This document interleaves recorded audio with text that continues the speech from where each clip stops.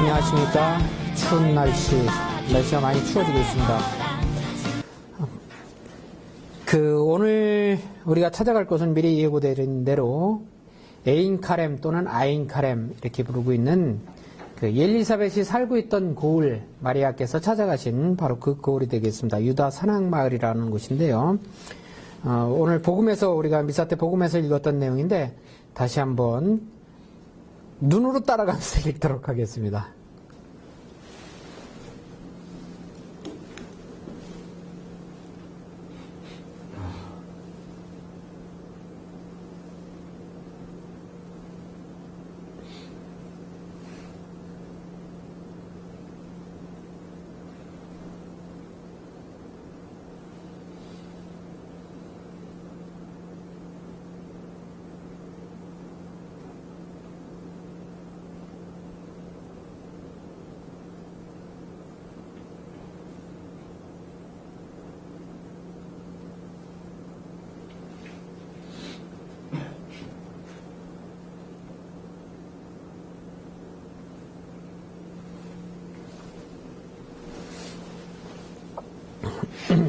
네.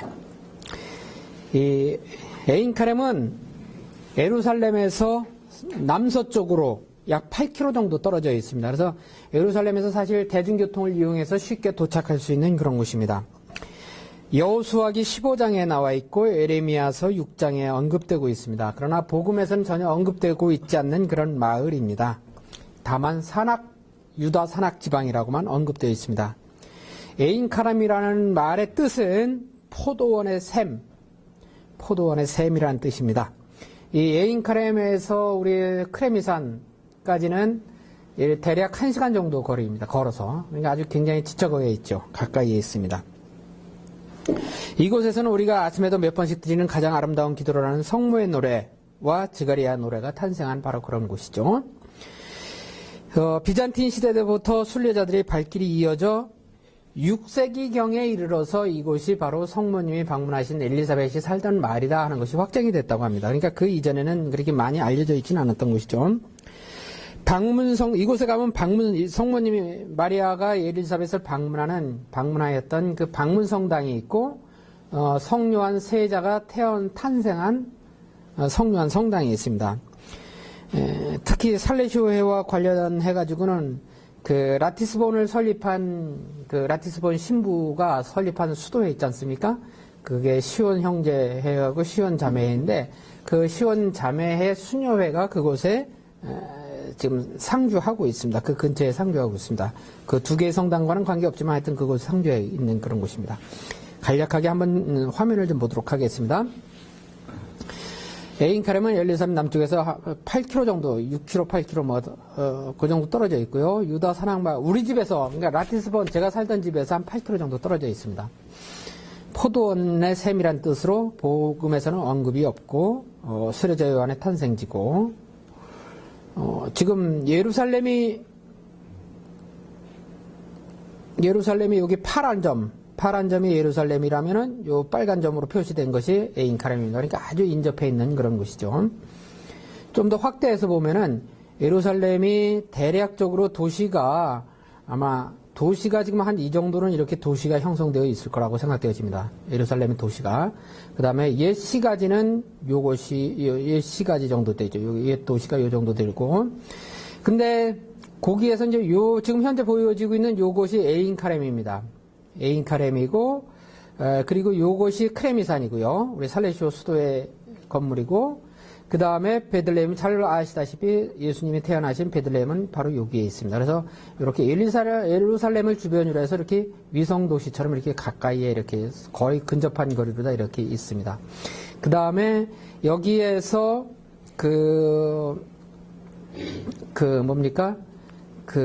이스라엘이 팔레스타인과 그 접경 지역으로 다 이렇게 장벽을 쌓았는데 그 장벽이 대부분 요 정도쯤 이렇게 요 장벽이 그림으로 그린다면은 한 요 정도쯤 이렇게 장벽이 이렇게 지나가고 있습니다. 이렇게 이런 식으로 이렇게 장벽이 지나가고 있습니다. 이렇게.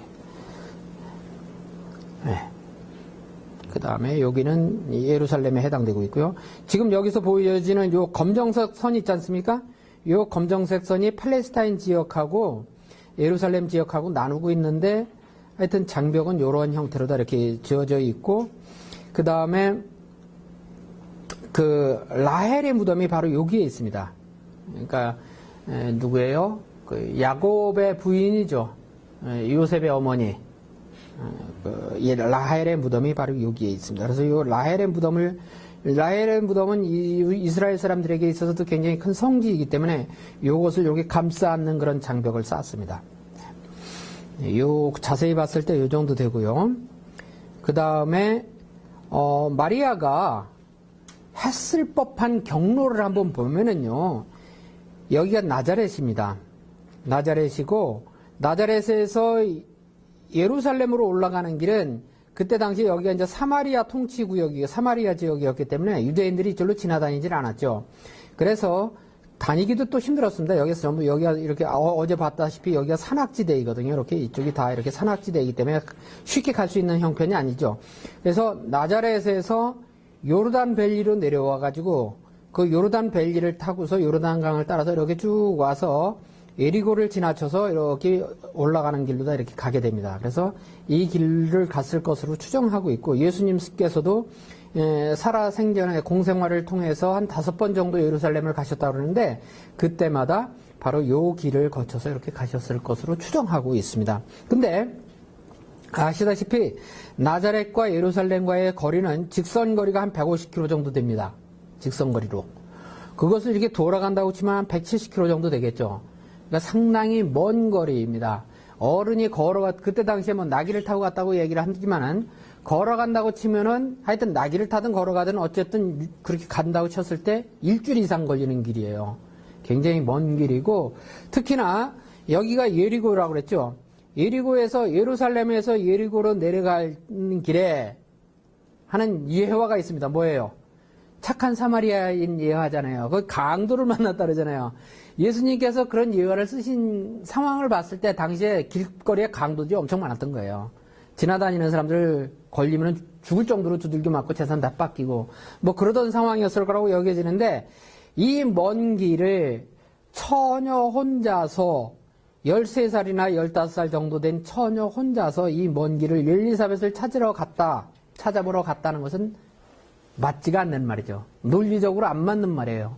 그리고 사회 배경성 허락될 수 있는, 용인될 수 있는 이야기도 아니고. 그래서, 이곳에 대한 연구가 지금 필요하고, 또 하나는 예루살렘의 성전으로 1년에 3번씩 모든 남자들이 20살 이상의 남자들은 1년에 3번씩 예루살렘 성전을 방문하는 것이 의무라고 그랬잖아요. 그런데 그 성전을 방문하는 절기들이 있습니다. 과월절이라든지 추수절이라든지 초막절이라든지 이렇게 절기들이 있는데 그 절기가 아닌 시절일 거라고 생각됩니다. 왜냐하면 마리아는 서둘러서 갔다고 그랬거든요. 절기를 기다려서 다른 사람들이 움직일 때 같이 움직인 게 아니라 서둘러 갔다 이런 얘기죠. 그러니까 어떤 절기에 맞춰서 간 것이 아니고 서둘러 갔으니까 도저히 이것은 혼자서 할 수 있는 여행은 아니었을 것이다. 이렇게 사람들이 추정을 합니다. 예인카렘이 위치해 있는 유다 산악지대가 어느 정도의 산악지대인가 하는 것을 보여주는 것입니다. 바로 이곳이 예인카렘입니다. 저 멀리 보이는 여기 두 번째로 보이는 요 산이 있잖아요. 요것이 예인카렘이에요. 그래서 여기 지금 큰 국립병원이 있고 이 국립병원에서 많은 산부인과가 굉장히 유명합니다. 그래서 이스라엘에서 새로 나오는 아이들은 거의 다 대부분이 산부인과에서 태어난다고 뭐 얘기를 하는데 다 세례자 성요한과 동양 사람들이죠. 그러니까 요즘에 나는 아이들은 아주 큰 거기 산부인과 병원이 있고 이 산악지방이 이렇게 눈에서 보듯이 이미 굉장히 가팔러요. 아주 굉장히 험한 그런 산악지대입니다. 그 다음에 그게 이제 예인카렘에 있는 마을인데 여기에 보이는 요것이 방문성당입니다. 예수님을 잉태하고 엘리사벳을 찾아가서 엘리사벳을 만난 그 방문성당이 되고 그것을 기념하는 동방전교회 성당이고요. 요것은 어디서 찍었냐 하면 요한성당에서 찍었다고 보면 됩니다. 그러니까 요한성당은 맞은편 언덕 위에 있습니다.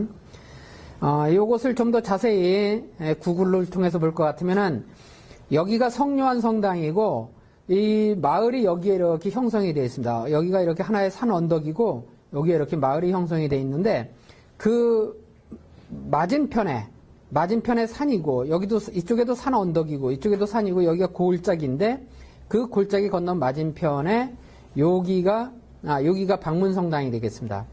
그러니까 우리가 사진 찍은 데가 한 여기쯤 돼요. 아까 사진으로 봤던 데가 여기쯤 되고 여기서 그 그리스 정교회가 바로 이것이고요. 그래서 이것이 산 중턱에 이렇게 있습니다. 그 다음에 여기 보면 아일린 호스피탈이라고 그랬죠. 이게 아주 아까 그 산 위에서 봤던 그 병원입니다. 아주 큰 병원이고요. 이게 복되신 동정 마리아 방문 성당입니다. 그래서 이 성당에 이와 같은 큰 종탑, 높은 종탑이 있고 그 다음에 전면에 이렇게 마리아가 방문하는 장면을 모자이크로 만들어 놓은 곳이 있습니다. 그래서 역시 이것도 마찬가지로 프란치스칸들이 여기를 관리하고 있습니다. 이곳에 들어가면은 이처럼 마리아가 엘리사벳을 방문하는 장면의 모습이 이렇게 청동으로 만들어져 있고 여러분들에게 나눠드린 그 책갈피에 보면은 바로 이 사진인데 이 사진은 사실적으로 앵글이 안 맞아요. 이건 합성한 겁니다. 이걸 이렇게 조각을 띄어서 여기다 이렇게 붙여서 이렇게 합성하는 건데 이런 형태의 성당의 모습을 방문하는 그 입구에서 볼 수 있는 거고요. 요 뒷면에 있는 사진은 베틀레헴입니다. 베틀레헴 예수님 탄생지 현장입니다. 그거는 오후에 볼 거고요. 요것이 이제 방문성당 입구에 있는 그 정면에 있는 그 모자이크가 되겠습니다. 그래서 모자이크 상으로 보면 마리아 혼자서 여행을 했죠. 천사들의 둘러싸여 천사들의 보호를 받으며 천사들의 안내를 받으며 마리아 혼자 여행한 거로 되어 있습니다. 예. 그리고 그 방문성당에 수많은 언어들로 성모 찬송이 저렇게 새겨져 있습니다. 한국말로도 되어 있는 것도 요것인가 아마 그럴 거예요. 한국말로 되어 있는 게. 그래서 이렇게 쭉 다 붙어 있고요. 제가 갔을 때, 몇 번 갔을 때 어떤 신학생 그룹들이, 한국 신학생 그룹들이 와가지고 그 앞에서 성모 찬송을 노래를 부르는데 상당히 아름다웠습니다. 그 다음에 그 성당 안에 들어가면은 저와 같은 그런 벽화들이 그려져 있습니다. 예수, 방문하는 장면을 그려놓은 그림이고요. 요것이 바로 그 성당에 있는 어떤 한 돌멩이인데 이 돌멩이가 사실 전설이지만, 헤로데가 그 2살 이하의 어린아이들을 다 살해했다고 그랬지 않습니까? 그런데 아까 우리 지도에서 봤듯이 에인카렘하고 베틀레헴하고는 상당히 근접해 있거든요. 그러니까 헤로데의 그 포악한 그 행위가 에인카렘에도 영향을 미쳤을 것이다고 사람들은 생각하고 있고, 그때 세례자 요한도 사실 2살 이하의 어린아이였을 거 아니에요. 그러니까 틀림없이 살해를 당했을 것인데, 바로 요 바위 뒤에 숨어서 살았다 해가지고 요 바위를 이렇게 만들어 놓고 거기 이렇게 모셔놓고 있습니다. 그래서 그 성당 안에 저 바위 덩어리 뒤에 숨어서 살아났다고 하는 그런 전설이 있습니다. 근데 다 거짓말이라고 생각하죠. 그리고 그 동정 성모 마리아 방문 성당을 이렇게 순례하는 사람들이 참 많은데, 특히 이렇게 힘든 상황에 있는 사람들도 저렇게 밀거니 끌거니 하면서 이렇게 올라가고 있는 장면이 보입니다. 바로 이 계단 저 위에 성당이 있습니다. 그러니까 산비탈로 다 있고 산비탈 중간에 있으니까 쉽게 접근하기가 어려운 그런 곳이죠. 여기가 이제 세례자 요한 성당입니다. 즉 방문 성당에서 맞은편에 보이는 세례자 요한 성당을 이렇게 찍은 것이죠. 그리고 세례자 요한 성당을 가까이 가서 보면은 이와 같은 모습이 있고요. 역시 여기에도 한쪽 벽면에 그 즈가리아 노래가 여러 나라 말로 다 이렇게 새겨져 있습니다. 그리고 그 세례자 요한 성당 내부에 세례자 요한이 탄생했다는 현장, 여기가 바로 세례자 요한이 탄생했다는 바로 그 현장이 되겠습니다. 세례자 요한은 사실 조금 이제 성경을 자세히 안 읽으면 조금 의문점이 생길 수 있는데, 왜 세례자 요한이 태어난 곳과 마리아가 예수를 잉태해서 엘리자벳을 방문한 성당이 왜 틀린가? 장소가 왜 틀린가? 하고서 조금 의아할 수 있는데, 그 같은 규절을 보면은 세례자 요한을 잉태한 엘리사벳이 너무 많은 사람들이 찾아오니까, 축하하는 사람들이 너무 많은 사람들이 찾아오니까 그곳에, 그러니까 그 남편이 제사장이지 않습니까? 랍비 제사장이거든요. 그러니까 그 회당에서의 그 회당장이기 때문에 그게 굉장히 많은 사람들이 찾아온단 말이에요. 그러니까 거기서 생활할 수가 없었어요. 자기 나름대로의 안정적 그런 어떤 것을 할 수 없으니까 물러나 있었다고 합니다. 은신해 있었다고 성경에 아주 짧게 나와요. 엘리사벳은 은신했다 하고서 이렇게 나와 있습니다. 그 은신한 장소가 바로 엘리사벳을 마리아가 찾아간 방문성당의 자리가 되겠습니다. 그래서 같은 마을이지만 마을 안에 다른 언덕에 외딴 곳으로 은신해 있었다 이런 얘기죠. 은둔해 있었다 이렇게 얘기합니다. 그래서 방문한 곳과 세례자 요한이 탄생한 성당이 서로 틀리게 되는 거죠. 이분이 벨로니 신부님입니다. 그 이탈리아 벨로니 신부님 살레시오 회원이 된 모든 것을 다 끌고 살레시오로 들어왔던 벨로니 신부님의 모습이고 이것이 베제말에 있습니다. 그래서 베제말에 있는 베제말 수도원의 모습인데 여기서 베제말은 가깝지는 않아요. 상당히 멀리 떨어져 있는데 그래도 우리 수도 살레시오를 소개하려니까 여기에서 소개를 해드리는 겁니다. 지도로다 본다면은 베제말이 지도로다 봤을 경우에 한 여기쯤 됩니다. 베제말이 여기쯤 되죠. 그래서 베제말, 크레미산, 예루살렘, 베들레헴, 예루살렘, 나자렛 이렇게 살레시오 회원들이 있다고 보면 되죠. 그래서 여기가 베제말이고 보시다시피 아주 굉장히 아름답습니다. 아름다운 그런 성전이고요. 수도원이고 그 다음에 이것이 성 스테파노, 베제말에 있는 성 스테파노 성당입니다. 성 스테파노의 무덤이 있었던 자리에 있는 성당인데 이 벨로니 신부님이 이 땅을 사시고 나서 여기에 성당을 지으려고 했는데 그래서 성당을 지으려고 이렇게 땅을 파다 보니까 그 땅 파던 곳에서 비잔틴 시대의 모자이크 성당 바닥이 발굴이 됐어요. 그래가지고 그 바닥에 사용했던 모자이크들을 다 이렇게 잘 보관을 하고 이제 연구를 하게 됩니다. 그래서 연구를 해보니까 바로 그곳이 그 스테파노가 묻혀 있었던 그런 곳이었다 하는 큰 돌이 하나 있습니다. 그러니까 성당에 이렇게 위에다 이렇게 얹었던 돌도 있고 그 옆에 또 이렇게 큰 돌이 하나 있는데 그 돌이 뭐냐면 무덤을 이렇게 장식했던 그 돌인데 거기에 십자가로 다 되어 있고 거기에 프로톤 마르터 선 스테판이라고 이렇게 쓰여져 있습니다. 그래서 그것을 보고서 이게 스테파노의 무덤이구나 하고서 이제 주장을 하는 거죠. 근데 프란치스칸들은 그걸 안 받아들여요. 프란치스칸들은 씩씩 웃습니다. 그 얘기 들으면. 하여튼 모든 그 홀리랜드에 있는 성지들은 다 프란치스칸들이 다 자기들이 관리를 하고 있는데 여기는 그게 아니잖아요. 그러니까 잘 안 받아들입니다. 이 메제말이 제말, 지말, 가말, 가말에서 온 말인데, 가말을 하면 여러분들이 뭔가 추정될 수 있는 게, 가말리엘이라는 이름이 기억나실 겁니다. 가말리엘은 성 바오로의 스승이잖아요. 성 바오로의 스승이었던 그런 사람인데, 이 스테파노도 역시 그 가말리엘의 문화생이었다고 합니다. 그러니까 성 바오로하고 성 스테파노하고는 같은 문화생이었을 거라고 추정을 합니다. 그러니까, 바오로는 그 하느님을 모독하는 사람들을 처단해야 된다는 그런 아주 타오르는 그런 열혈당원이었었는데 그런 입장에서 봤을 때 스테파노는 죽어마땅한 그런 사람이었죠. 그래서 스테파노가 성전에서 잡혀가지고 그 성 스테파노 게이트라고 불리는 라이온 게이트로 바깥으로 그러니까 옛 도성에서 예루살렘 옛 도성에서 그 바깥으로 끌려 나와서 사람들의 돌에 맞아서 그 자리에서 죽지 않습니까? 근데 돌에 맞아 죽는 그 현장에서 바오로도 있었죠. 근데 바오로는 돌을 던지지는 않고 다른 사람들의 옷을 받아서 손에 들고 있었다. 이렇게 기록이 되어 있지 않습니까?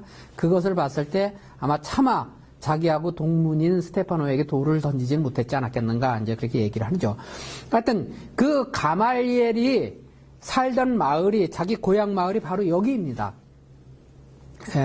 여기이고 그리고 그곳에 자기들의 땅이 있었기 때문에 그 땅을 이용해서 스테파노를 자기 제자였으니까 그곳에다 묻게 됩니다. 그리고 가말리엘도 역시 마찬가지로 같이 그곳에 같이 묻혔다고 얘기를 합니다. 그래서 바로 그 자리에 이렇게 성당이 지금 들어서 있는 것이고요. 그 성당 내부를 보면은 이와 같이 아주 화려하게 그림으로 그려져 있습니다. 모자이크처럼 되어 있지만 상당히 화려한 그림으로 그려져 있고요.